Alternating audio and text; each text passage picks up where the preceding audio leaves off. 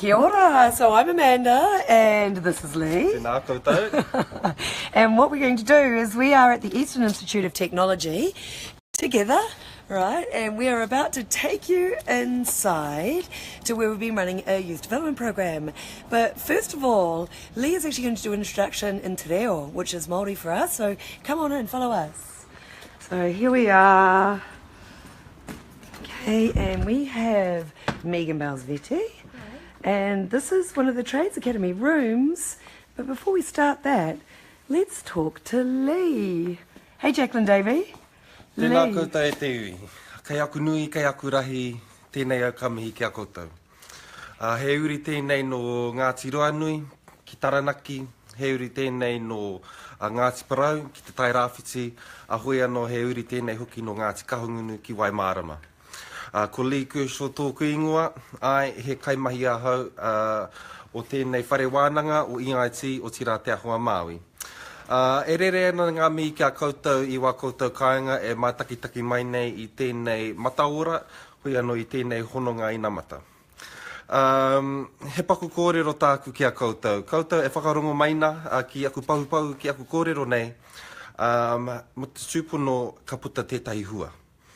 He aku noi ho tēnei kōrero i te hunga rangatahi, kia piki ake, kia kake ake ki tihi o mānono, kia whaia te tikahurangi, ki te tohu koe me he maunga teitei. He whakatawa ki tēnā e tohu ana ki te tangata ana nanai ore atu whaia i o moimoia, whaia o manako nui, ki te tihi o mānono, i reira roko hina atu ra, ko i o matua kore anake. I riro i hoai ko ngā kete o te wānanga ara, ko te kete tuauri, ko te kete tuatea, ko te kete aronui. Hoi anō, koera tētahi kōrero ki ngā rangatahi, me te mahi tapatahi. Kua rongonui tēnei waiata, tūtira mai ngā iwi, tātou, tātou e. Tūtira mai ngā iwi, tātou, tātou e. Whaia te maramatanga, me te aroha e ngā iwi, kia tapatahi, ki ako tahira, tātou, tātou e. Ko tērā kōrero, ko tērā waiata e tohu ana ki ngā mahi tapatahi, ki ngā mahi kia kotahira. Te nākau tapatahi kia tūtui ai te rena o te taukāia. Ko tērā waiata no Ngāti Kahungunu, hoi anō e mihi ana ki ngā mahi takitini nei. Ko tērā hoki te whakatau ki e hara taku toa i te toa takitahi, engari ko taku toa he toa takitini. Hoi anō e tātou mā ko whakarongo mai nei, ka huri ahau ki te reo Pākehā, kia mārama ai koutou katoa. Greetings to everybody who's listening. I thought I would start my mihi ki roto i te reo. Te reo Māori is something I'm very passionate about because that's my identity as I am a Māori. And it's something that I have had to pursue due to unfortunate circumstances where the reo wasn't left to my parents and my grandparents. So it's something that I've had to work hard for, and it's something that I'm really passionate about. I grabbed some whakataua ki kōrero that is from Kahungunu, that really looks to encourage our youth, our rangatahi, and that was whaia te kahurangi ki te tohu koe me he maunga teitei, which means pursue that is what is dearest to you. Whaia te kahurangi, that is something that is precious, that is something that you treasure very dear. Ki te tohu koe, and if you should bow, me he maunga teitei, let it be to a lofty mountain. So that kōrero encourages our youth to actually pursue for excellence. And don't let any obstacle, unless it's a big lofty mountain, stand in your way. Koira tētahi kōrero, that's one kōrero. The other, the waiata that I saying, tūtera mai ngā iwi, again, that is from Ngāti Kahungunu, and that really highlights the work of collaborative work. Kia tapatahi, kia kotahira, which means we are all working in solidarity. We are all working as a collective. And you know, everybody knows that waiata. So when you sing it, you know you're singing about us being together, us being a collective, us being a whānau. And the last whakatauaki proverb that I spoke about in my mihi was e hara taku toa I te toa takitahi, engari ko taku toa he toa takitini, which translates to that my strength does not derive from a singular, however, it actually derives from a collective. So I'm only as strong as the people that are backing me. I'm only as strong as my community. I'm only as strong as my marae, as my iwi. So no point in me going way off all by myself if I'm not thinking about who are those that I'm bringing along with me. So he tino kōrero tērā, those words really speak truth to me. And if you ever are feeling like everything's too hard, that you don't, that you just want to give it up and stuff like that, actually it's probably because you're doing it all on your own. Let us not derive just the strength of the singular, but actually pull on those, on our friends, on people like Amanda, who really have our back, who really support the kaupapa that you're wanting to, to pursue. Te whaia te tikahurangi. I think I've talked a bit too much now, but actually those are some kōrero those are some proverbs, some whakatauaki, kua tukuna mai e oku mātua that have been handed down generation after generation after generation that are still alive today, because, that kind of kōrero was very relevant in their time, as it is today. So it really highlights that, the strength of the people will always, see you through it. Hoi anō tātou, ko pai nei, koutou e whakarongo mai nā, koutou e mātakitaki mai nā I tēnei mataora, ko te kupu mataora, ko te live stream, he kupu hou, that's a new word if you didn't know it. Hoi anō, tēnā tātou, tēnā kōrua, tēnā tātou e mātaki mai nei. Thank you so much. Oh my gosh.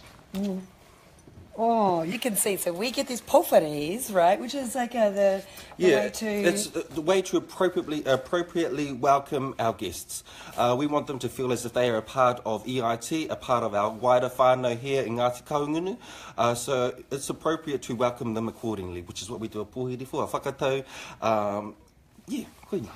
Thank you so much. Anytime. And Lee is actually off to, because you were taking care of also the Trades Academy. Yes. With all the, with Māori and Pacifica as well. Yes, the trade schools, yes. Trade schools, absolutely. And so also taking care of sewing. So Lee and I are going to be kōrero-ing about Heartspeak and doing a little bit more about bringing it into the community. So it's not just for at-risk youth, but it's also to help people who are in the education system come together as one to make stuff happen in various communities outside of just Auckland, because there is so much creativity and talent and potential everywhere, and it's by connecting up with people like this that we actually make stuff happen. So thanks so much for that, because I know he's got to go running off to do full immersion te reo. Te reo means Māori, for those of you that don't know.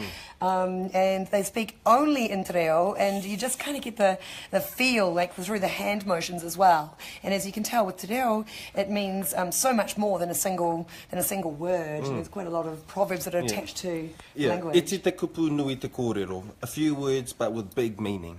Oh, do you love that? Must learn that. Okay, thanks, my darling. All right. I will see you tomorrow. All good. Okay. Ka kite. Yeah. Oh, how good was that? Megan, did you enjoy that? Yeah. Oh, he's lovely. He's so lovely, isn't he? And I actually have to go get my glasses because I can't actually see too much. And so don't mind me if I just go back here.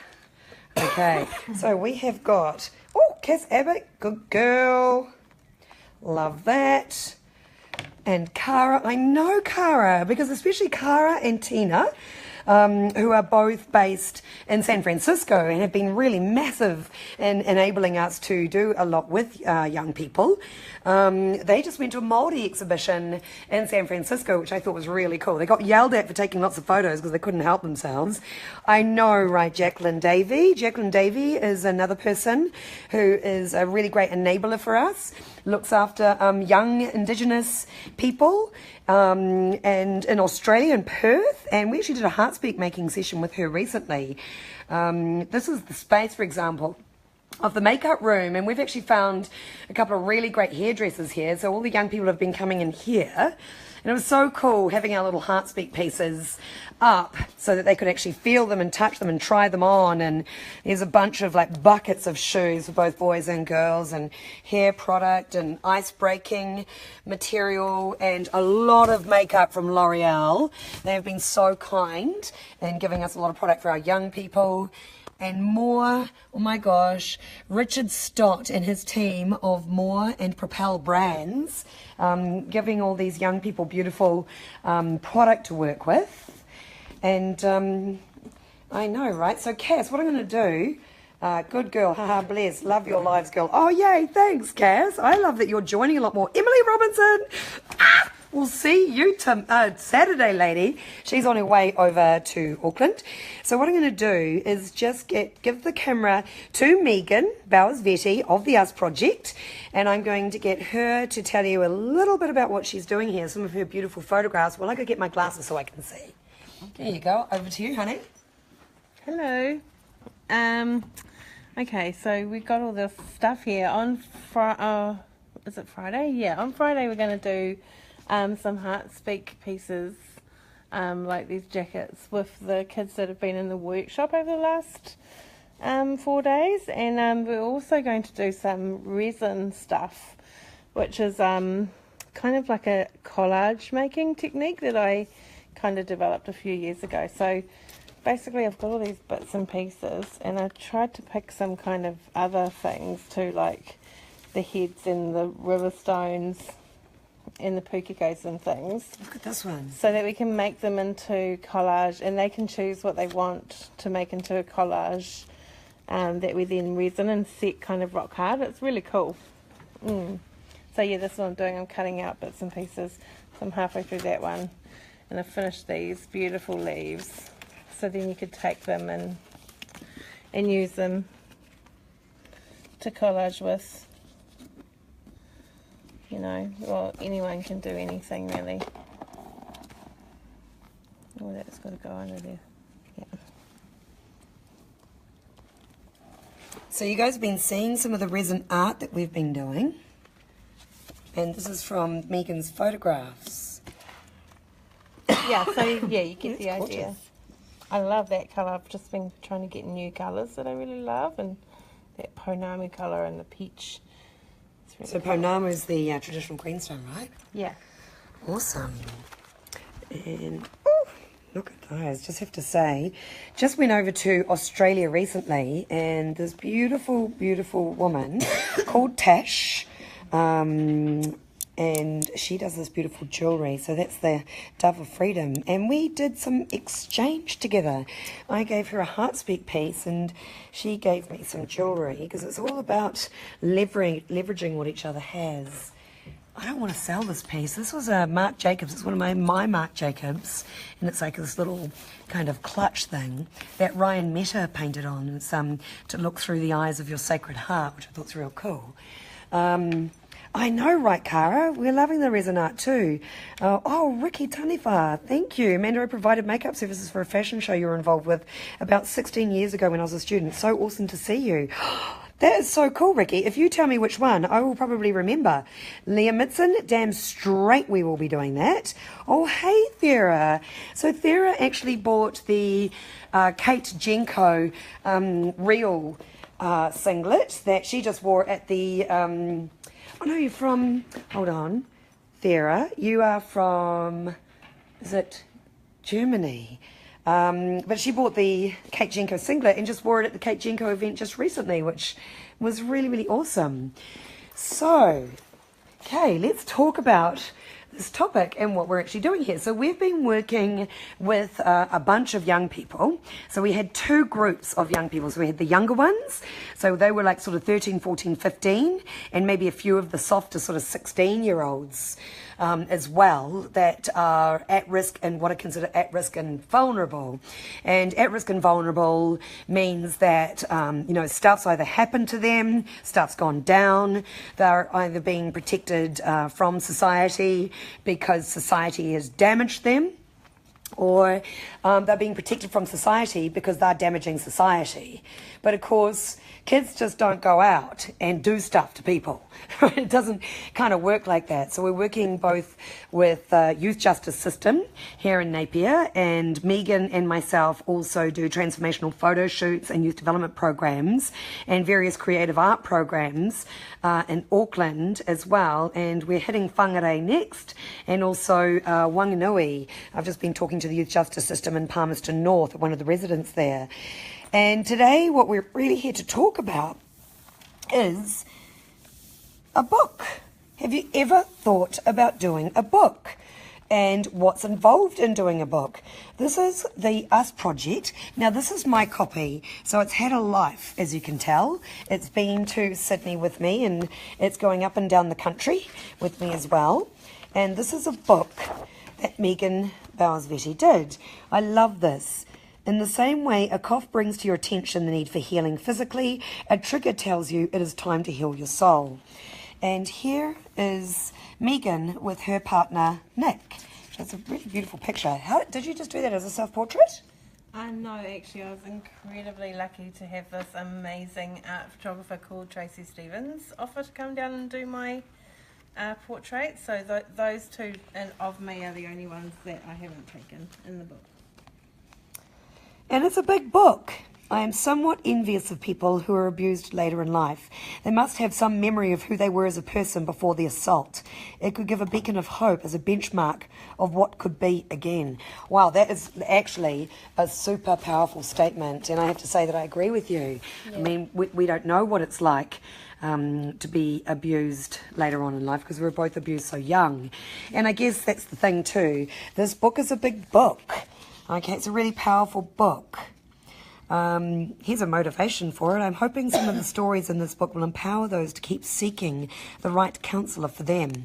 So this book is all about sexual assault and the many forms it comes in, the many ways that it happens. But the thing is that this is actually not a sad book.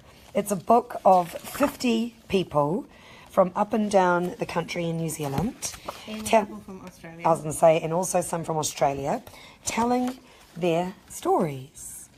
So here we go here. This is Clara. I didn't say no or fight at that point because I kind of just sort of shut it off in a way. I disconnected from what was happening.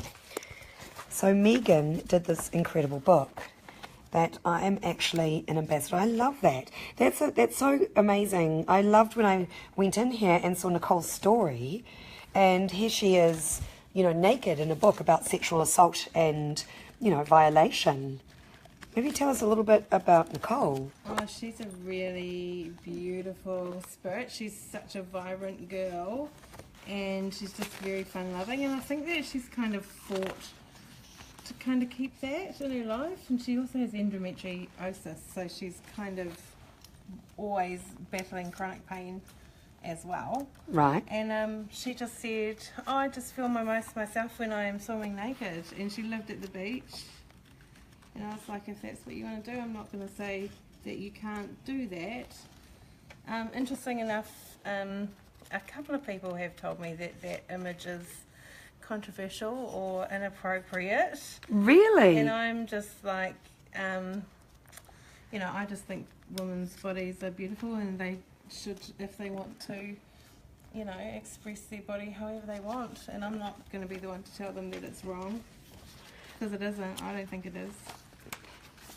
No, I don't think so either. So did you find that there are, oh, look at this beautiful shot here of these two sisters.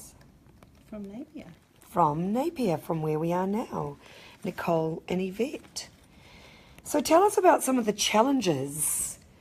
For starters, talk about some of the challenges of doing this particular book in comparison with even doing a book full stop. Yeah, okay. So I've actually done a book in the past, and I, weirdly enough, these are actually from my book. I did a book for toddlers that had heaps of Kiwiana and stuff in it. And that book was published through HarperCollins, so it was all proper, and it's still available in bookstores. And so that was taking images, putting the design together myself, and then passing it off to a publisher, which was all very easy. Whereas this book was really, because this is people's lives, you know, you don't want to mess with what's going on here. They've put in a lot of trust into me to kind of present their story in a respectful way, and so it was very, very involved with you know, all 50 of these people. So it became, the biggest part of it was transcribing, making sure, well, you know, first I had to meet them, transcribe their story, record their story, transcribe their story, make sure that we were representing their story in the right way. So there was a lot of going back and forth between all 50 people. And then I had to go over it with a fine-toothed legal comb, making sure that no one was saying anything that they could be slapped with a defamation suit for saying. And so it was very, very involved, and it all based around making sure that things were going to be okay, you know, for these guys who gave me their story, you know, because they trusted me with this, and so everything had to be, you know, good for them. Absolutely, and I found one of the biggest things too is that there are certain things that even though things happen to us, we're not allowed legally to say who it is, right? So if we say who our perpetrators are, we could actually be held for defamation of character and so forth, which I thought was really interesting. Jacqueline Davey saying she can't wait to get a copy of this. Thank you, Jacqueline Davey, as is Cara as well, from Cara and from San Francisco. So that was interesting what you just said, because my perpetrator is dead, right? So, and when I was kind of compiling everybody's story and thinking about what they had to go through and how many of them kind of wanted to have some responsibility, you know, they kind of say, well, I'm going to tell my story and I kind of want them to take responsibility, but you just can't do that. And it just made me realise how lucky I am that mine's dead and I can say his name to anybody I want, you know. I don't have to hide anything from anybody. See, now that's a really interesting one because, say, I had 7 perpetrators over 8 years. The eldest was in his 60s or early 70s, I don't really know, and I just stood in front of him and let him kind of do what he wanted to. As far as I was concerned, he wasn't doing anything more than what people closer to me were doing, and I was getting Devo records out of it, so I was okay with that. And it's interesting that, you know, that you say that you're allowed to speak freely of them after they're dead. What about families? Would that not pose a challenge? Do you know? Well, there will always be challenges, especially if your family doesn't want you talking about it, because for whatever reasons, there will always be a challenge there. But there's still so much freedom. Like, I printed his name in the introduction because I realised that I'm the only person, or one of the only people in this entire book who can. So I thought, you know, I'm just going to do that. I'm just going to write down his name. That's amazing. It's such an incredible thing to do. And what about some of the challenges of making a book? I mean, I understand, you know, that it's kind of, it seems like a really simple thing. Tell us about some of the challenges of actually, like, creating a book. Well, for me, it was really, really intensive in the relationship I had with everybody. But one thing that I didn't have to worry about was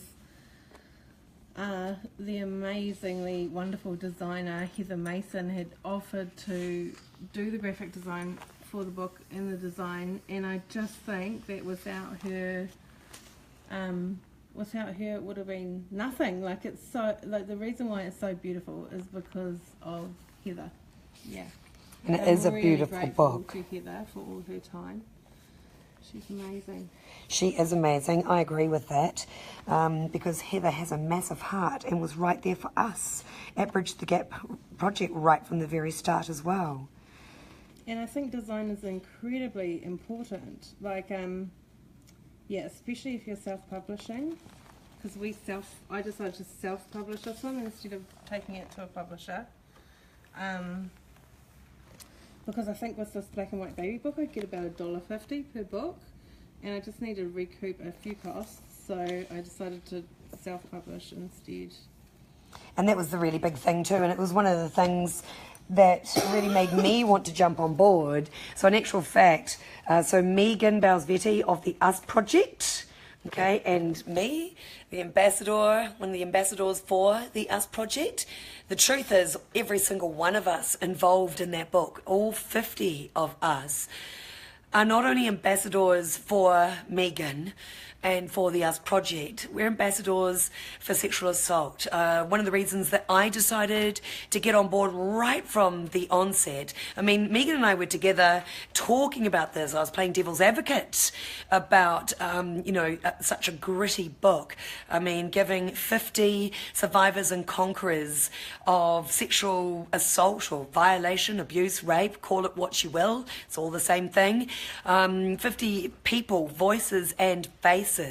And I think one of the most important things for me about joining was the fact that it would live, well, as my son so eloquently put it, my 19-year-old son Isaac, he said to me one day, what you're creating is a legacy that will transcend across time in the minds and the hearts of the people. He said, do you think that they will remember that Amanda Betts said this, who told this, and this person who then told that person? He said, no.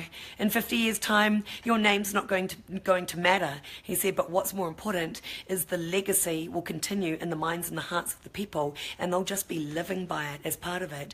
And that was a huge inspiration for me to jump on board, because it takes a lot of bravery to do a book, a lot of courage, and the fact of someone doing a book about such a difficult subject that people don't want to talk about. And one of the things that what we wanted to do at Heartspeak was find a way to reach more people that have been affected by sexual assault, who weren't in a position to come forward, who weren't in a position to discuss things. And, it happened. I can't change it. I've been given this massive voice in more ways than one for a reason. I've been given this big presence. I've been given this absolute abundant energy. I mean, I know you guys think I must be all on drugs, and any of you guys that have listened to even one Facebook Live will know I don't do drugs. I gave them up at 22.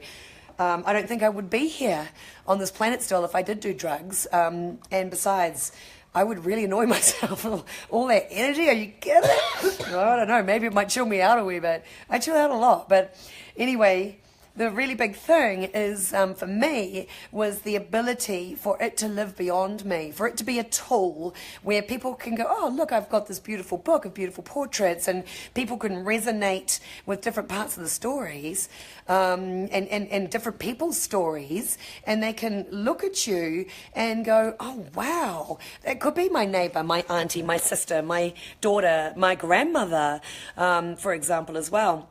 Now, I remember this man, when I was wearing one of my jackets that was about sexual abuse, but it didn't look like it. It was just a really cool jacket. It's the Be Still My Sacred Heart one, the tough love one. And he confessed to me that his mother, he was in his 60s, his mother was sexually abused when she was a girl. But of course, you never spoke of it. And they didn't find out until after she died.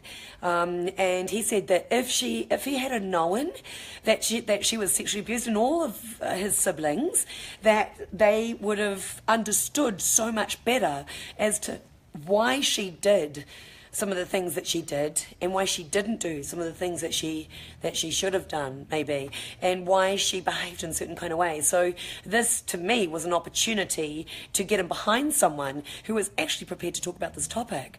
So I really want to point that back at Megan again and ask her this really big question.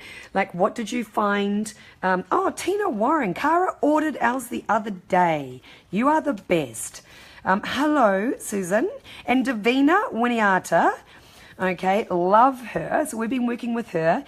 She is with the Youth Justice System and has been with us for the last 3 days. Hello, Miss Megan Granger, who volunteered with us for a whole month. And Mr. Alex, hello, or Miss Alex, I can't quite see, right there. But you had some really massive challenges in creating this beautiful Us Project book, which is actually available online. And actually, let's quickly talk about that book, where you can get it. Can you just tell us where you get that from, Megan, and how much it is? It's www.usproject.online. So online's the last little bit. Okay, so just do that again really loud and clear. www.usproject.online. Okay, cool. And how much is a book? It is $99. Right, which is amazing considering that's 50 people's stories. 50 people from mostly New Zealand and partially Australia, though the truth is we would have done a lot more in Australia if there had been the money. Yeah. So this is just the first, I guess, the first volume. Look at her and that cat. Oh, my goodness, that is just so gorgeous. Her best friend. Her best friend. So Megan Granger says, hello Megan, congratulations on the book. It's both a heartbreaking and inspirational read. It's good. Well, we knew it would be heartbreaking in parts. I think it's nice to have, if you're going to have your heart broken, that you should be inspired at the same time. Yeah, well, quite often the greatest inspiration comes from absolutely in the black. I just want to mention about self-publishing again. I guess another reason why I self-published was because I just wanted full control. With this little black and white book, when it kind of went to HarperCollins, they did a whole lot of things to it to make it more of a good seller, you know, make it a bit more commercial. And I guess the most important thing for me was presenting all these people's stories in just the absolute right way, and I just didn't want to give away that control to somebody who might cheapen what's going on. So I guess that was the biggest thing. I didn't really care whether it was a bestseller. I just wanted it to be the right and respectful and beautiful and perfect, really. Well, that's actually a really important thing, especially about a topic like this, because I remember you, looking at all your options, and I thought it was just such an amazing thing that you wanted to do it your way. I'd be quite happy for a publisher to come on board now, but they'd have to keep it all exactly as is. Which is great, because you know what? I've worked with you for over 2 years. Like together, we've worked in care and protection, which is called Whakataka Pōkai, Korowai Manaki, which is the youth justice system. So I guess it's the baby prison. So it's baby prison before they go to big prison, because of course at 17 you're old enough to go to big prison. Work that one out. And the truth is, a lot of the young people we deal with, both boys and girls, are sexually assaulted, they're sexually violated, sexually abused, and they're often not in positions where they can tell people about it. And again, the US Project, especially in collaboration with the Heartspeak Collective, i.e. the making of the jackets and the bags and art and creativity, you know, all of these things here that help raise funds. So here's a bag that we're halfway through, for example. So this is actually a Philip Lim bag. And then we got the tiger, which was given to us by the amazing Cara and Tina of San Francisco. And then these beautiful patches here. We'll get this sewn up. And I really wanted to show you guys this. This is a beautiful tote that Amy Jean Creative made. Amazing, amazing. Another person that's been feeding our collective and making things happen for us. Love the little key from Lindy Kingy. She has just been so kind and supportive of us. Do you know I put that up online and nobody bought it? I was like, why wouldn't you want to buy this cool denim tote with your own kind of little thing going on? And this one was made by a 7-year-old. So we do mums and sons sessions. We've just started doing that. And he honestly, we had no say in putting this together. He was very strong about how we wanted it to be, with his little skull and his crowns, etc., and his stars to reach for the stars, and his little diamante wings as well. And I think it's really important that we give people more control over their stories too, because that's obviously something that's really important to you. And hi Ginny. Megan Granger saying hi to Jacqueline. She said, I'm so proud of what you've been able to accomplish in bringing light to this issue in our society. And I totally agree. As I said, this book is going to last a long, long, long time, and long after, you know, they've scattered our ashes, and wherever we want our ashes scattered, if we want to have our bodies turned into ash, which I do, after they take every single organ that they want out of it. It's like, oh, I love that with Julie. Look at her in her cute little leopard print. She was adorable. Was she adorable? She's got an absolutely mind-boggling story, to be honest. Her one blew my mind. Really? Yeah. Well, that must have been a really big challenge too. Like, how did you cope emotionally with the capturing of all of these harrowing stories? Hello, my beautiful Julie Trigger. I just want to say I love you, and I want to thank you on behalf of the Heartspeak Collective, Bridge the Gap Project, and all of the young people we have been blessed to work with because of you. Julie Trigger is an incredible support to us, and she's been nagging me in the most best way possible to get documentation in place so she can go and get budget for us to take Heartspeak into Korowai Manaki, which is the justice system. And it's, hello my beautiful, and we've also done some really great work with some young people there, including a massive success story, which I can't say, unfortunately, but boy, was it a success story. So sorry, I just asked that question about what was it like for you to capture all these massive stories. Well, it was interesting. I guess in general I have like an interest in humans and how humans react to things and just what's generally going on for humans. So that it was interesting for me, and I also felt very privileged, of course, because some people it was the first time they'd ever told their story. But yeah, it was hard, and I have fibromyalgia, so when I get stressed, I get sick. So, but then I guess in a way that kind of helps me, because whenever I got stressed and got sick, I'd be in this enforced kind of recovery thing. So maybe it helped. I don't know. Yeah, the things that affected me the most was things that became directly related to my family or to my perpetrator, which just all kind of came out from the woodwork during the course of doing this in this kind of strange, uncontrollable way. So that was the hardest, yeah. Which is interesting. So we're talking to Megan Bowers-vette, the creator of the Us Project, a beautiful book of 50 people's stories, both men and women, from New Zealand and Australia, and their accounts of sexual assault, or violation, or abuse, or rape.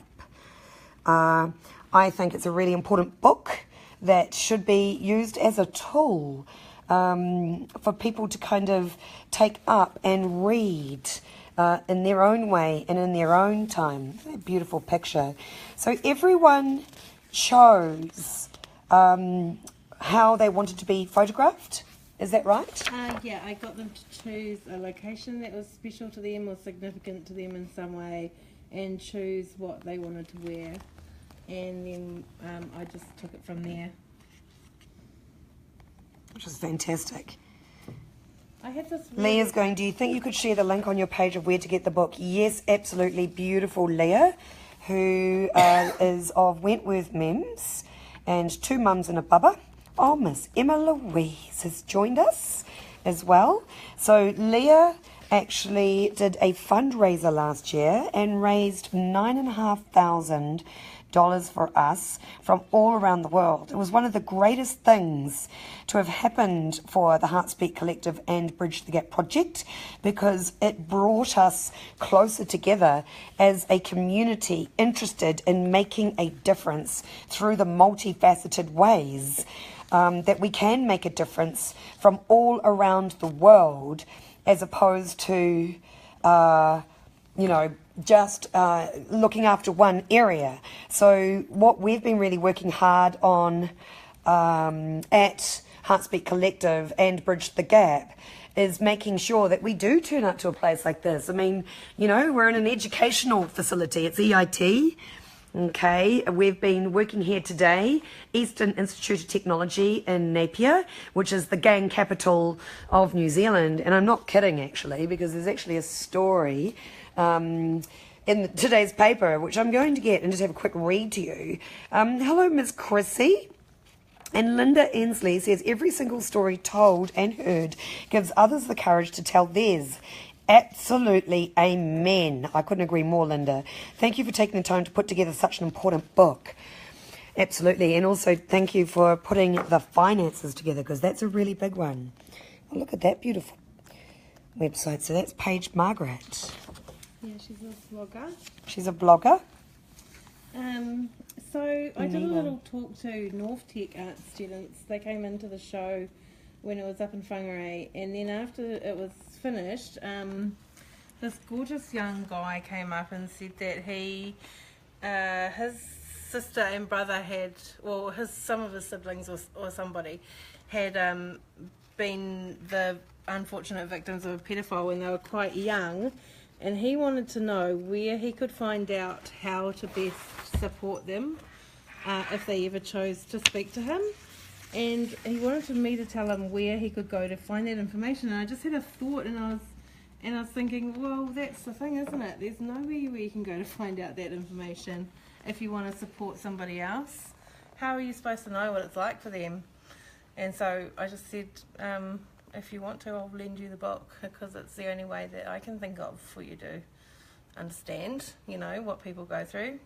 And I think the other thing too is, because that's a really big thing, is understanding. And certainly, with my brother, my beautiful brother, who I'm incredibly close to, when he found out, the degree and the extent of what I was going through, he was really heartbroken for me. He was really heartbroken, and there's a lot of people that wish they could have done something, if only they'd known, if only there was a way for us to tell somebody about it. And I guess that's the other thing too, is, with the statistics, not just in New Zealand, but around the world, with sexual assault and abuse, violation and rape, the statistics are out of control, and they are only the reported ones. There are so many people that actually can't tell their proper stories. They can't, because if they do,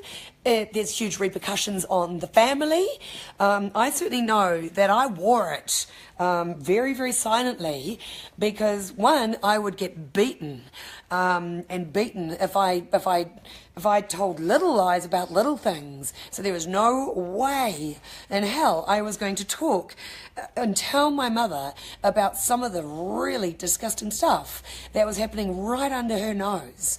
And also, she intuitively knew something was going on, but because she couldn't cope with it, for reasons I will never know, she's dead.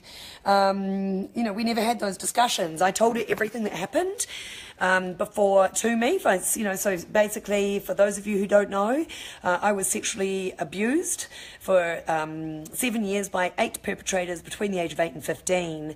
I left home and school at 15 with 2 years high school education. You can imagine the kind of girl that went into the world, and the story's in the book. And if you want to know more about it and about any of our stories, we absolutely encourage you to go online and grab the book. And it's www.usproject.online. That's www.usproject.online, and nab yourself a copy for $99. It's something that will last and last. It can be shared. It can be, one of those things that you just leave out. If you're suspicious that someone's going through something, you can just leave it out.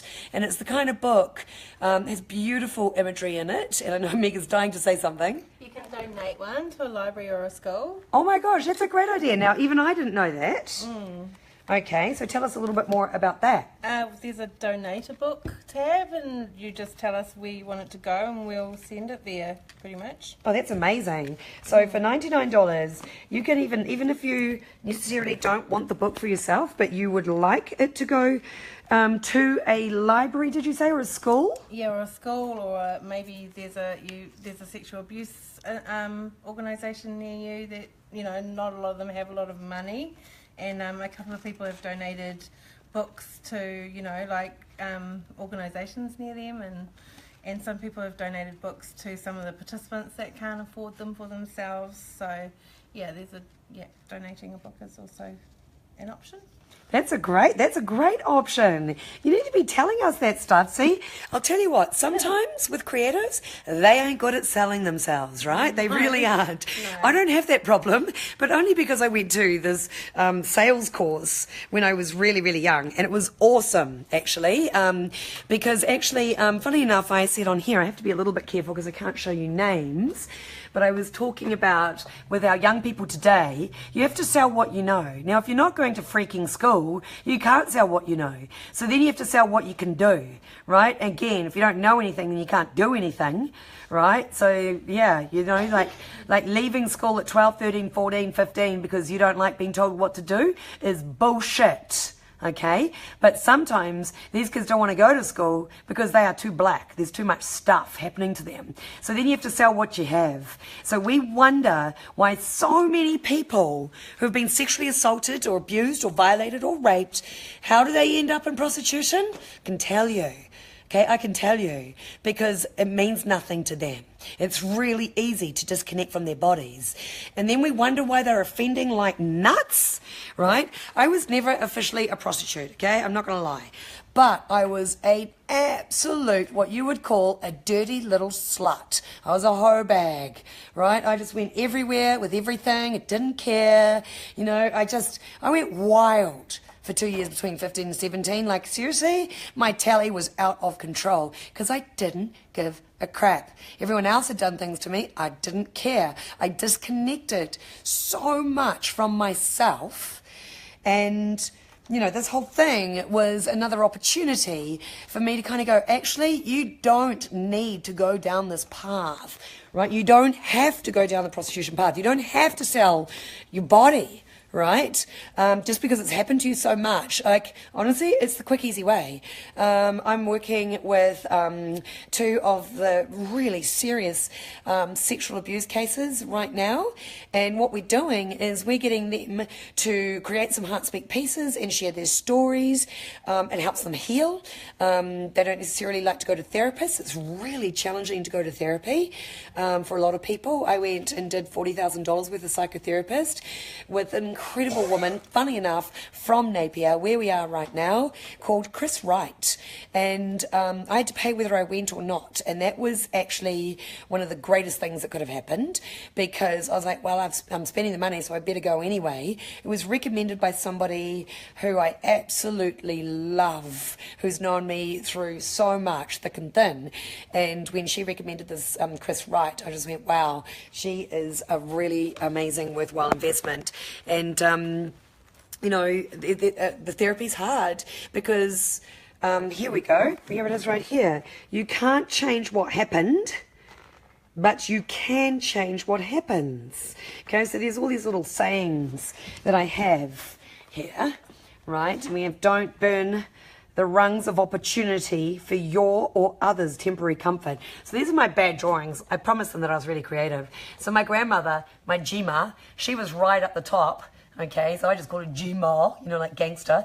And she sent a line down to, that's the snake pit. That's all the snakes, right? And here's me wanting to get out of my situation. And that's my slutty friend at the time. We'll just call her, I don't know, Diane, right? And she was into that. Drugs, reading and alcohol, right? So she had been sexually abused, but she also had a deeply, deeply religious family, so she couldn't get it out. And she just pushed herself into these situations, and we're burning our rungs of opportunity to get ourselves out of the hellhole until eventually my grandmother sent down the line.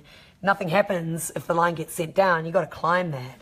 And psychotherapy is like climbing that lofty mountain that Lee was talking about at the beginning. Now, for those of you who have just joined or joined recently, this beautiful man called Lee Kershaw, who is the head of the Trades Academy for Māori and Pacifica in Napier here at the Eastern Institute of Technology. So Napier is the gang capital of New Zealand, or considered the gang capital of New Zealand. He's really super passionate about, you know, obviously education and doing the best with education and alternative education, which is why he and the team at EIT have gifted us this beautiful space to run our programs from. So this is where they do, you know, makeup and hair and everything. And so they've all got lots of space for catwalking. We have all these jackets everywhere to inspire them. This is made by 15-year-old Maya, who's an incredible artist that's on the up. And that's got a beautiful little story to it. There's a bunches of shoes. It's cost us a fortune to get all this stuff. All our hair product and tools and makeup and our beautiful more product. It's been so many beautiful things that they give to us. And obviously, it's where they do all the hairdressing bits and pieces. And we are also looking for, oh, this is so cool. Look at this one. Property of no one. So Jamie Curry of Jamie's World actually made this amazing jacket, and we both want to keep it, but we're going to sell it for the work because the work's more important to us, because doing your own book is really hard work and there's a lot of money involved, and anything that's doing something for other people can be really challenging. And one of the things that we really wanted to do at Heartspeak, hi Jazz, hi Sophie, oh, kia ora Claire as well. So Claire, so yeah, there's a beautiful Māori introduction at the beginning, so it'll be worth going back and listening to Lee Kershaw, who is the Māori and Pacifica Trades Academy person who takes care of young Māori in Pacifica. And see, this is some of the stuff that we're doing today, or that we do in our youth development workshops. You know, we get them to find out things about each other and do icebreakers and learn how to kōrero, have conversation and create conversation with each other. I think this is a good one. What do you think are the biggest mistakes adults make when it comes to dealing with and communicating with teenagers and young people? Man, have they got some things to say about that? What are 5 things you like about yourself? Do you know, right? So we give all these little forms, these little things here that they can choose 3 that they could have, right? Do you know how many times this one gets left, right? Because not only are they asking the other person the question, but they also have to answer the question, right? So, and you know what? Sometimes they don't even know how to put just some of the biggest challenges in, that they think of the world. Man, some of them just won't stop, and then others just like, I don't know. And even simple things like, are you a dog or a cat person? Why? And that was really interesting what you were saying about that young woman. Which one was it? Nicole, was it? And then you said that beautiful picture, and her best friend is her cat? Oh, that's Kita. Kita. Yeah. From... Oh, look at these beautiful images. Sorry? Picton. Beautiful Alana. Oh, Nikki. She's so cool. Love that. She's proud of her scars. They saved her life. Is that right? So she obviously was a cutter? She feels that if she didn't cut, she probably would have committed suicide, so she sees the scars as lifesavers.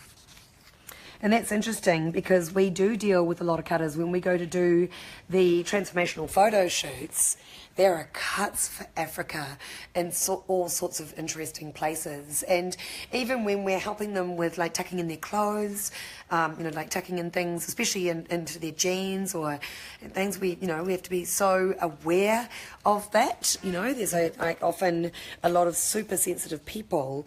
That's a beautiful picture too. I love this one. And I love this. I love the white marks, like the white tan marks. It's like so 70s cool, and she just looks so happy. Look at that beautiful smile. Oh, she's gorgeous. And I think that's the other thing about this, because you didn't want it to be a harrowing book of harrowing stories, right? No. How did you, what was that like, trying to turn some of these stories, or did you feel like... I didn't turn them into anything. They are as they are. Yeah. Yeah, absolutely. I think because it was such an interesting when I was trying to find the words, because you're right. I know you didn't turn the stories into stories because you let us speak for ourselves. Yeah. But what I meant is, how was it? What was the consideration of and for you in making a book that people would actually want to pick up, and not be frightened of? Well, that was the thing. Like, a lot of people said, are people even going to read it? And I've just thought, well, I'm just going to have to take a chance, really, because maybe they won't, but I'm not going to know. Because there's no other book to go off statistics or to find statistics on, you know, how many sexual abuse storybooks. You know, I couldn't research it, so I just had to just kind of follow my heart, really. But interestingly enough, the couple of people that have given me feedback so far have all said that they just couldn't put it down. They just read it from cover to cover. That's so fantastic. I love this woman. So I was lucky enough, I was blessed enough to be with Megan, and I did this woman's makeup, and it was just so magical watching her. She had beautiful pearls. She'd had her hair done by her friend, and I did her makeup for her. She had her angel wings. I know, she's so cute. I love that picture. Look at her. This is so beautiful. Look at this lovely Hayley. And her beautiful son. Beautiful son, isn't he? Handsome. Yeah. Even as a young child, I knew it wasn't right, and I started to internalise it all. Here I was as a little kid going through all of this yucky crap, and I felt like I had to try and put on a brave face. Look, they're so connected. Isn't that lovely? Yeah. And he's been her main support system too, and encouraged her to take part in the book, so it was special for her to have him there, and he was just such a gorgeous child. Oh, because that is a big thing too. It was a consideration for me, was how would Isaac feel? How would my son feel, you know, having my story, you know, all over a book? And I've always had encouragement from Isaac to kind of do what I need to do. That's sort of always what he's been like, do what you need to do, which I thought was really cool. She looks so gorgeous in that dress. Look at her, and those are great legs. She looks so beautiful. This is Nicole. So strong. Yeah. And have you any advice for somebody who wants to do their own book? Hello, Tracy Bliss. Yeah, I'd say weigh up whether you do think. I mean, for me, I kind of went against everything, really. Yeah, so I don't know if my advice would be all that great. Well, no, you've done it. So therefore your advice is going to be really great. Yeah, so the advice would be, I think, to make sure you've got a really good designer, and to really, if you're going to deal with people's stories, you've got to be committed to get involved with their lives, really, and get to know them so that you can respect their story. Yeah. So those will be the biggest piece of advice. Yeah. And what about financially? Oh, well, yeah, it's not cheap. So, yeah, you have to have a plan for that. There's a lot of book publishing grants out there, though. None of which were in my timeline for getting this completed, but there are a lot of book publishing grants out there for creatives. Hopefully there's going to be more in the near future.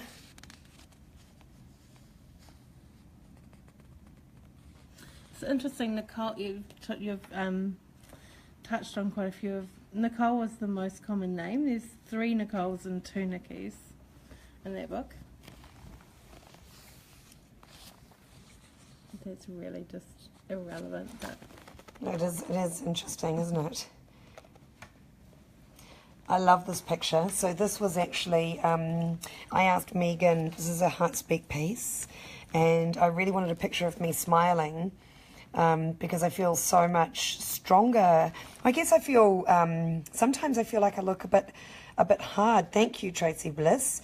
It's actually a beautiful photo, a portrait, and again, I trusted Megan to kind of capture me in a way that was me. And it is bright and it is colourful, and the serpent, this is my reflection in a Tess Costile piece. So Tess Costile's a young artist that through a friend, Jackie, that I found, Jacqueline, And she was amazing. And, you know, long story short, I hooked her up. I loved her work and hooked her up with a gallery owner friend of mine, Michael Dodds, and Penelope of the 12 Gallery. And he took her under his wing, and she's made 5 figures, and she's currently overseas in Europe having the time of her life because of her experiences. Even though she suffered so badly in her final year of school, she only went to school 60% of the year. And so I'm really proud of her. That's Tess Costello's piece. I actually donated that piece. As much as I loved it and I didn't want to part with it, I donated it to the Richard Branson Virgin Unite entrepreneurial event so that it could bring more attention to Tess Costello's work, the Heartsbeat Collective, and what Michael Dodds was doing at the 12 Gallery, because it is all about connecting. And it was really hard for me to let go of this piece, but now I guess it's been immortalised in a book. And I don't actually need the physical thing, you know, to remind me. And I used to have a terrible relationship with my boobs because my first incident involved my perpetrator running his finger across my 8-year-old chest, and it made all my hair stand up on end, and my body responded in ways that I didn't actually want it to. Because I guess it's like a little human body. And so this one here, I learnt how to love my breasts instead of hating them so much. Once I started feeding Isaac, I was concerned when I had a baby, would I be able to breastfeed after having such a hatred for these things that protruded from my body at such a young age. I felt that they were somehow responsible for the sexual abuse, and I found that really difficult. So it was a really beautiful, timely piece. And funnily enough, I said to Meg, which is what we call her both affectionately Meg and Megan, I didn't like this picture. I just thought, oh, it just looks so hard. And you know, I guess I'm 49 years old and I have been through a lot, so naturally I'm going to be hardened. But I actually really love this shot. It's just really kind of honest. And I love it in contrast, you know, to that one. It's a big story. This one here, I actually said that today to our young people. You look your perpetrator in the eye, it's like they're reading you, slicing right through your best defences. You're forced to look into their eyes while they violate your soul, because that's what it feels like. It's beyond a violation of the body, well, in my experience, it is like a violation to the soul. So we're going to wrap this up because I always go on too long. Thanks, Emma of Elsie. It's a gorgeous photo. Oh, quickly tell them about 12 Gallery on the 26th. Oh, yes. Well, we can, okay. So speaking of 12 Gallery, thank you, Megan, for reminding me. So first of all, you can buy this book and you're supporting Megan in more work. I'm looking at you, Megan. I'm not. Yeah, no, that's all good. Anyway. Oh, look at this. If you wrote a book, what would that title be? What would the title be and what would it be about? Well, we know that one. So Megan, if you wrote a book, what would the title be and what would it be about? The title would be Us, and it would be about sexual assault. Wow, that's a pretty brave book, Megan. Are you sure you really want to go there with that? Yeah, that's what everybody said. Okay, and it's funny, isn't it? Because I swear I did these 2 years ago, and look at that. What do you think are the biggest challenges facing teens and young people today? What would one of your answers to that be, Megan? What is the biggest challenge, young people? Honestly, I think it's drugs, to be honest. But yeah. But this is the interesting thing, right? What I say is absolutely. Young people take drugs. I always say for the 3 E's, okay? 3 E's, right? E number 1, entertainment. Quite often, they are so much more intelligent than what we were back then, okay? A lot more access to a lot more information. And so therefore, the regurgitative education system is not working for a lot of our young people, okay? Especially because there are so many young, creative creative people out there, and the creatives need to be handled in a different way. For example, young creatives generally can't sell themselves. They can do the do, but when it comes to selling themselves, they can't do it, right? So entertainment's the first one, because they get bored, right? They need to be entertained. Their brains need to be stimulated, right? They know a lot more than what we did. When I say that, in my day, okay, they know a lot more. They have a lot more access to a lot more information. They're learning information quicker. Yep, what's next? Yep, what's next? Yep, what's next? Yep, what's next, right? That's what they're doing. So one reason they take the drugs is entertainment. The second, okay, is ecstasy. They want to feel good. If you ask any PR, marketing, branding person, company, organization, whatever, they're going to tell you that every single, and if they don't, you have to wonder why, every single human wants to feel good, whether it's about themselves, how they wear their clothes, their skin, their bodies, their jobs, everything. And social conscience, that's why social conscience is becoming more important. It's not enough anymore to buy the fabulous clothes, to get the fabulous makeup, to have the fabulous life. It actually entails us feeling good about ourselves, both from the inside out, which is social conscience, which is doing things for other people, and the outside in, having access to and freedom and, say, in nature, and being able to buy clothes that make you look good and feel good and all that kind of stuff. I mean, who wants to wear clothes that make them feel terrible, right? So ecstasy, to feel good. The third E, right, the 3 E's, and the reasons that mostly young people are on the drugs and will do anything for them. So the first one, entertainment, because they're bored. The second one, ecstasy, they want to feel good. The third one is escapism. Escapism. They want to escape. They want to numb their situation. They want to numb their mind. They want to numb their emotions, right? So they're doing it for escapism. So it's really easy. That's what I talk about with this one. What do you think are the biggest challenges facing teens and young people today? Yeah, it is drugs. But how about this? Let's look behind why they're taking the drugs. Because I can tell you, I took them for all 3 of those E's. Entertainment, escapism, and ecstasy. Because our sexual assault statistics around the world are out of control. If you want to know why they need the drugs, why they need the alcohol, it'll be for one of those 3 E's. So for all of you guys who are parents, okay, figure out which E is more important to them. The entertainment E, the ecstasy E, do they want to feel good at first and foremost, or is it escapism? And if you can start figuring out the why and which E they're after, okay, you can start to unravel this, right? So that's another really important one. So in actual fact, I think one of the biggest challenges, okay, is not enough opening up of real dialogue, not enough real talk, which is another motivation and inspiration for me personally as to why I wanted to back Megan bowers-vette on the Us Project book. And I'm super proud of her, because at the end of the day, she's the one that had to do the hard yards. It's way easier for me to promote it and push it and say, hey, go buy it, help her out. We're also going to be putting some jackets together and some art. Okay, so we've got some of these beautiful resin art pieces of photographs that Meg's taken. Oops, I won't mix up her piles too much. I love this. See, look at this. Like the camellias.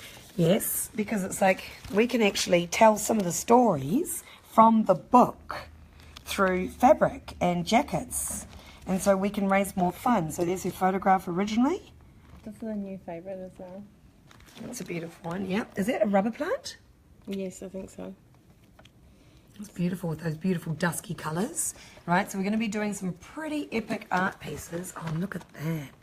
I don't even know what that is. It's Some gorgeous. resin art pieces. I love this too. Do those hats. Ready made. So watch out for what we're doing with some young people on Friday. We won't be able to Facebook Live with them because we're not allowed to identify them for risk reasons, which sometimes is really challenging for us. So the next best thing that we can do is we can share some of these jackets, and certainly we can share some of these stories. Oh, hello, Eileen McGregor. Yes, it is still live, only just. Oh, see that one there? I love that. We were talking at the beginning about Nicole M. Okay, it's worth it if you've just joined or you don't know the story about Nicole M. Go back to the beginning and have a little listen. You'll get introduced to Lee Kershaw of EIT Interrail. If you like to hear foreign languages, which I think is quite beautiful. We're going to sign off, but one more thing too. We're doing the Auckland launch of the Us Project book at the 12 Gallery on the 26th. Are we sticking to the 26th? We'll actually get back to you, okay, because it's like for you guys overseas, you won't be able to be there. Although I am actually thinking about doing a little bit of some sort of Facebook Live from the event. We're thinking about whether we can do it on the 24th, because Emily and Marley are coming all the way from Atlanta just to visit us. And I don't just mean like us as in the Us Project Us, but us at Heartspeak and Bridge the Gap Project. We're getting an ever-increasing collective over time, and more young artists coming through who are all getting on board to help us raise funds, to help us help youth and more people who have been sexually assaulted or suffered domestic violence, or all the different challenges that young people are facing. So they're coming down from Atlanta to help us, help youth, help themselves. And the fact that they've chosen to come from Atlanta to New Zealand to help us is amazing. So we're thinking, I'm going to talk sweetly to Mike from the 12 Gallery and see if he can shift that date for us. And we're going to have some of these beautiful pieces available for sale. Not that Property of No one there. That's my baby. Or that Are You Mine one. I've got to keep some for myself. That's my new piece there. It's about rising towards the stars. I think it's pretty obvious what that one's about. That one's by a young person about being chained. Man, if I could tell you his stories, woo, they're big ones. They're big ones. That's for sure. So yeah, we're halfway through this piece here, so we're just putting it together before it gets pieced together. That's going to be available for sale by Amy Jean Creative. That one is by a 7-year-old boy. Pretty incredible and special.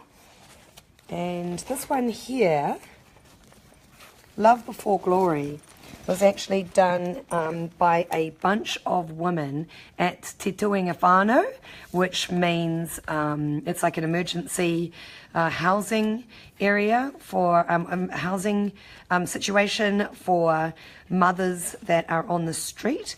Hello, Miss Chantel Spite. So proud of our teen mum, who has gone on to do great things. She wanted to be a chef, and now she's working in a cafe as a teen mum. You are so awesome, Chantel. And yeah, so Love Before Glory, these are all of the women that were involved, and we collectively made this piece together on camo. That is about following your inner intuition, and that's always about following your third sacred eye. The black lace for us represents some of the difficult things that have happened in our past, and the silver battle lace is like gladiator lace. So that's all about the battles that you have to fight, you know, not only for your children, for yourself, for survival, but also within your own mind and within your own heart. And you should always follow your light from the darkness within. So yeah, this one's called Love Before Glory, and that one's going to be available for sale. So you can see, made with love by the amazing Heartspeak Peacemaker, Chief Peacemaker, Sarah Mitchinson, the beautiful Sarah Mitchinson. You can commission her to make any pieces if you love them. And actually, I just want to show you this one here. Right, this one here, L'amour. So peace and love. That was actually made as a collective with some young women from who suffer postnatal depression, anxiety and depression, and they're young mums from Dayspring Trust. That's my charger because my phone was about to run out. Oh, glad you love it. Great, perfect timing for me, says Eileen. Vicky Scott, love that piece. I'd say that will be the Love Before Glory one. Yep, this one here is going to be for sale. It's as difficult as it's going to be. Love that. Property of no one, because we are the property of no one. So I think that's it from us. We're going to sign off. Hope you've enjoyed this and got some hot tips about publishing a book. Just don't do it in a hurry. No, just kidding. No, I did. So some hot tips. Get some money together or think about financing. Try and self-publish. I think was the second one. What was another tip? I think to just heavily consider self-publishing so you have more control. Right, yeah, Make that's a sure really good you've tip. got a really good designer. And I suppose... That's a good one. That's actually a really good one. Make sure you've got a really good designer. So important. and I guess just something that you're actually inspired about is going to make you do the best you can within that, within the book. Absolutely. Yeah. You must be inspired. So go follow your hearts, guys. Chrissy Langford did it. Poems by Chris. She had some ideas and she self-published and she's done it too. So if you've gone out there and put a book out there, let us know. Share it. Okay, let us know. We are happy to push anyone that pushes the boundaries, pushes the envelope, and just follows their heart and their intuition and does what's right, not only for themselves, but for way more people than just themselves, no matter where you are in the world. So yeah, we love you, and thank you guys all so much for being such incredible enablers, for supporting us and listening to these Facebook Lives. I've had a few people go, I've listened to every Facebook Live you've done. I'm like, you poor thing, how many hours did that take you? I just love sharing stuff and all the different gems, and as I said, you can't change what happened. You can't change what happened. But you can change what happens. You can't change what happened, but you can change what happens. Oh, if you want to get a few more here. Opportunity. We've got to teach them how to attract it, nurture it, create it. And this one here, pies and modelling don't go together. And I always say weed and motivation don't go together. They go, I get real creative, miss. And I go, yeah, sure you do. You have all these great ideas and then you do nothing. Right, so that's awesome. Not, you just wake up hungry, starving, wondering why you ended up going to bed with that guy or that girl, right? And unmotivated all over again. We don't judge, as we say, not to your face, only behind your back. And this is a really big one, okay? Shyness can be misinterpreted for arrogance or you don't give a shite, okay? If you're a super shy person, right? Be careful because it can be misinterpreted so easily for arrogance or that you don't give a shit. Sell what you know. You have to sell what you know, what you can do, or what you have. So if you don't constantly keep educating yourself through reading books, through listening to YouTube, through Facebook Lives, through TED Talks, whatever, okay, then you're going to have to sell what you have. And I hope you have a lot. That's what I would say to them. One girl, I remember, I'll never forget it, just before I go, I thought it was a really kind of a funny but not funny story. I said, well, if you can't do anything because you haven't been to school and you refuse to listen to anybody because you think you know everything and you don't know anything to be able to sell it, then you're going to have to sell what you have. If you've got lots of jewellery, you've got lots of money, what have you got to sell? Went, oh, okay, so you're going to have to sell this, this, or this, aren't you? And she goes, oh, you? I'd rather eat dirt than bloody do that. And I went, awesome, I'm going to give you some pineapple juice, honey, because if you can't sell what you know and you can't sell what you can do, then you're going to have to sell what you have. So there you go. So when a young person's sitting there going, get stuffed, I'm not going to school, you know nothing and all that kind of stuff, just go, okay, well, it's up to you, I can't stop you. You're going to have to sell what you can do and what you know and what you have, okay? Best if you get a little bit of a combination of all three. Okay, darlings, with that said, lots of love.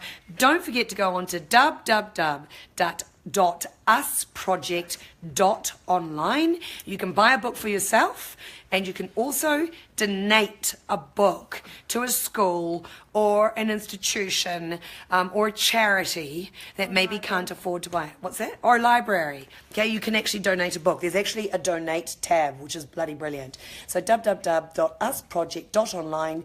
In the meantime, we'll see you again real soon. And if you've got any questions, hit us up and pass some comments and all that kind of stuff. We love to know what's going on inside your heads and your hearts. And for you, wherever you are in the world as well. And when you've got something that you think could be valuable to someone, please share it, because that's how we open up dialogue around the world with each other.